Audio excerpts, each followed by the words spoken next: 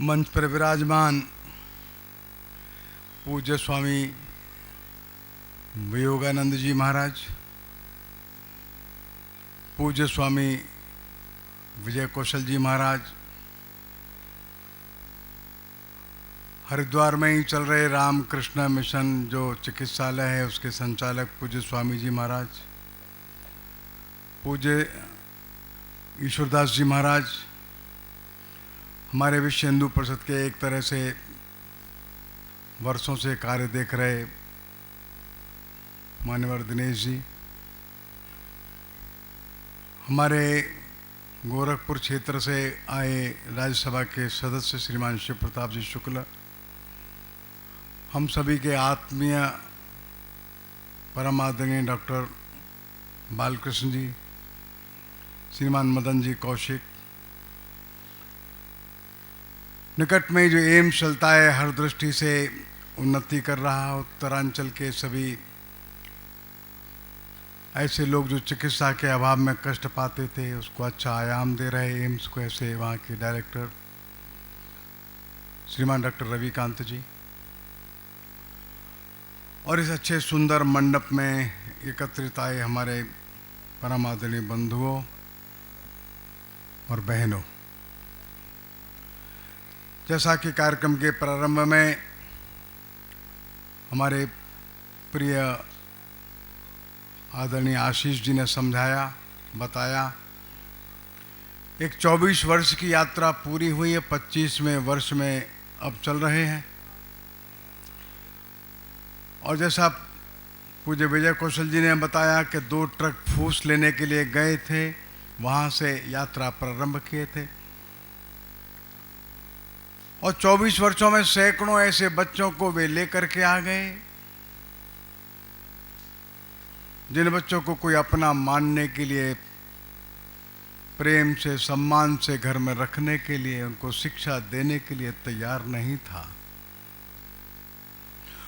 और उन्होंने सैकड़ों बच्चे अपनी शिक्षा प्राप्त करते हुए आगे बढ़ रहे, उनको घर मिला, आश्रय मिला, प्रेम मिला, एक बड़ा परिवार मिला।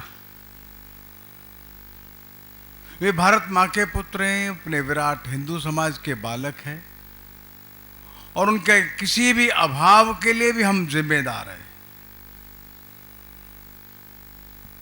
ये बात सच है कि योजना आपके सामने रखी है कि एक अच्छा सुंदर नर्सिंग का कॉलेज, पैरामेडिकल ट्रेनिंग कॉलेज यहाँ खड़ा हो जाए, वो ये तो हो जाएगा।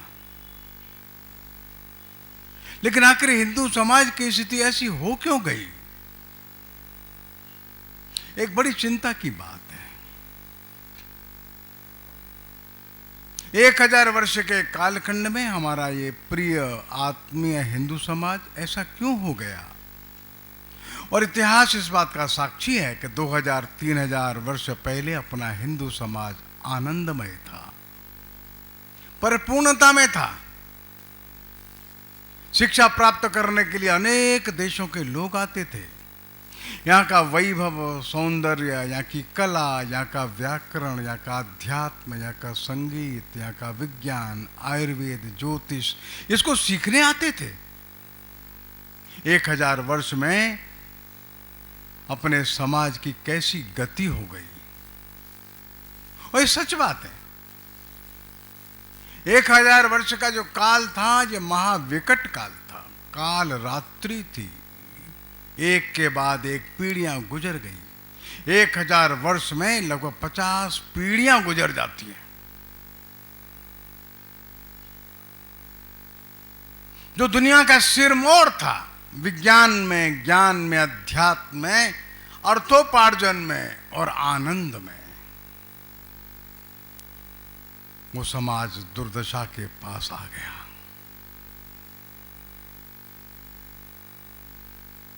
बंधु और मित्रों, जैसा मैं बता रहा हूं, ये महाकाल रात्रि थी, जीवन कठिन हो गया, जीना भी कठिन हो गया,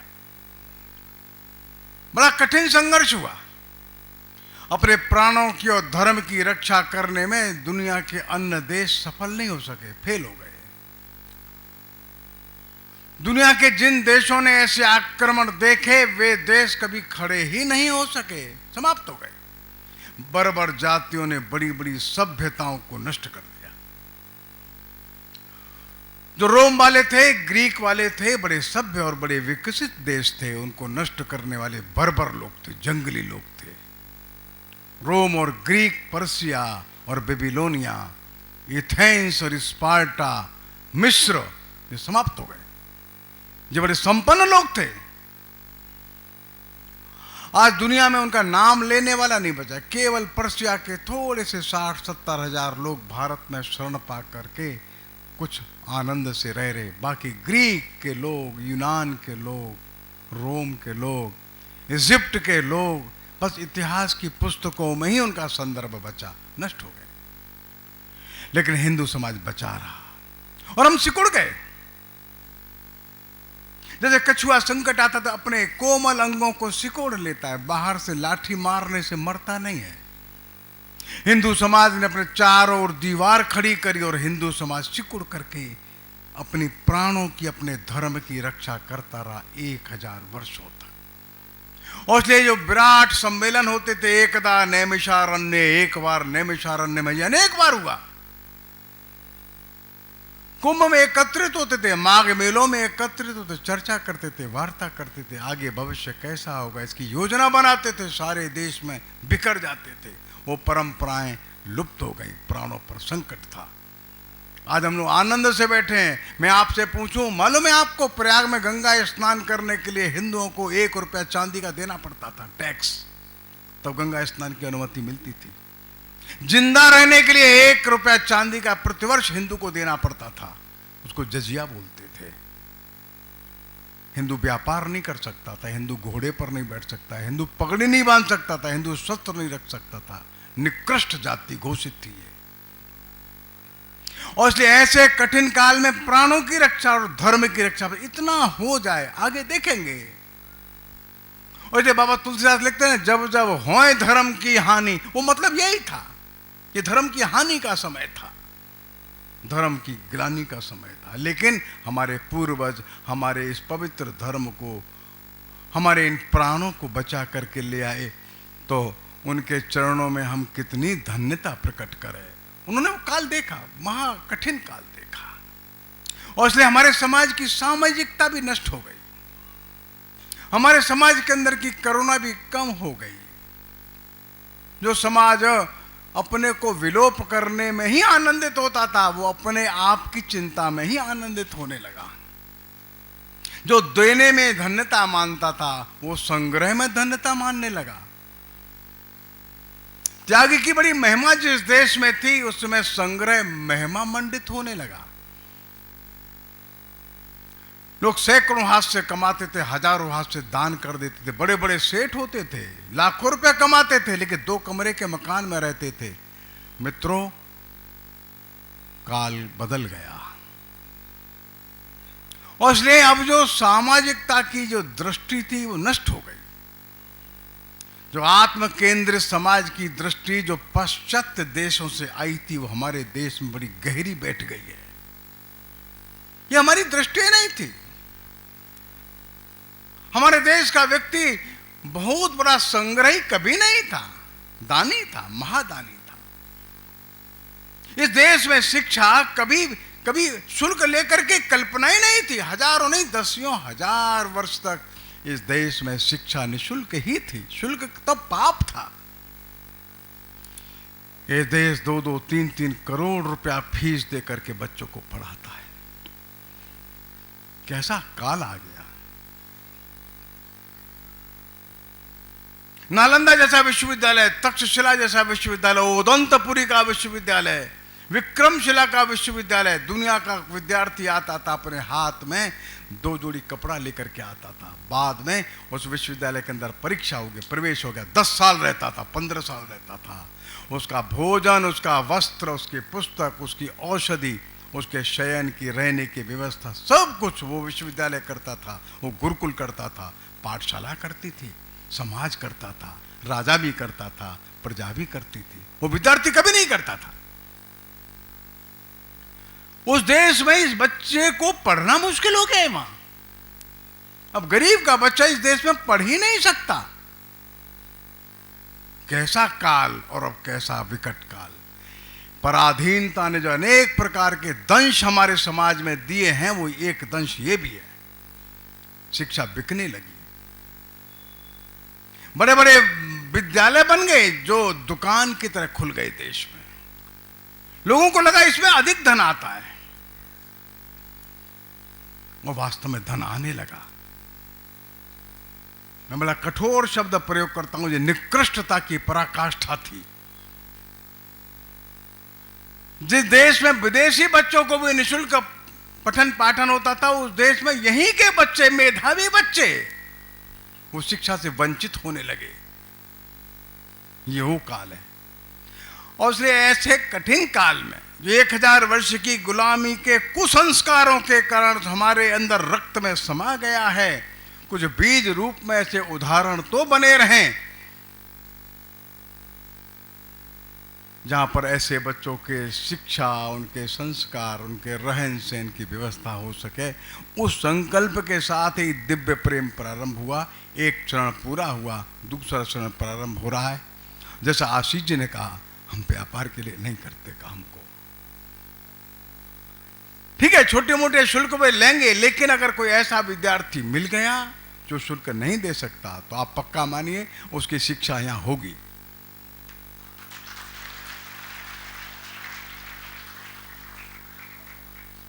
यह शुल्क प्राथमिकता इस विद्यालय में नहीं होगा।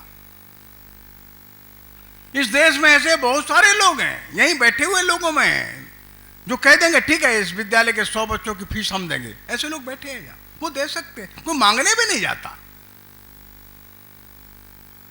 और ये पहली बात तो यह है, इस देश की सनातन जो ज्ञान परंपरा है, सनातन शिक्षा परंपरा है, आचार्य परंपरा है, शिक्षक परंपरा है, उसको जीवित बनाए रखने का काम अपने को करना है।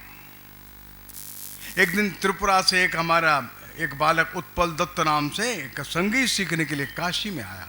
मैं काशी में उन दोनों प्रांत प्रचारक था। उत्पल दत्त तो ये अच्छा हमारा संघ का स्वयंसेवक भी था।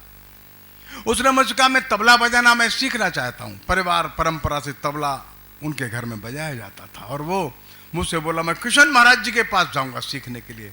मैंने कहा, मेरा तो कुछ ज्यादा उनसे घनिष्ठता का परिचय नहीं है, तुम जाओ। तुम कहने मैं अगरतला से आया हूं और आपके और शिक्षकत्व में मैं कुछ सीख जाऊंगा, ऐसा मेरे पिताजी ने मेरे को निर्देश दिया है, जाकर के बात करो, जाओ। वो चला गया। किशन महाराज के घर में जाकर के फर्श पर एक दरी पर बैठ गया। किशन महाराज का पैर पकड़ करके बोलता है, महाराज जी आपका बड़ा नाम सुनता होगा, मैं त्रिपुरा से, मैं काशी में आया हूँ, तबला सीखूंगा। अच्छा वहाँ बजाओ। 2 तबले रखे थे, बजाओ, क्या जानते हो बजाओ। एक 15 मिनट तक इससे भिन्न भिन्न उन्होंने राग सुने। इधर आ जाओ, पूर्णमासी के दिन आना, 1 रुपया, 1.25 रुपया और नारियल लेकर के आना, जाओ। चला गया। 11 वर्ष तक उन्होंने सिखाया उसको। उसका भोजन भी, उसके वस्त्र भी, उसकी और आवश्यकता पूरी करते थे। उत्पल दत्त आज त्रिपुरा में केंद्रीय विश्वविद्यालय में प्राध्यापक है।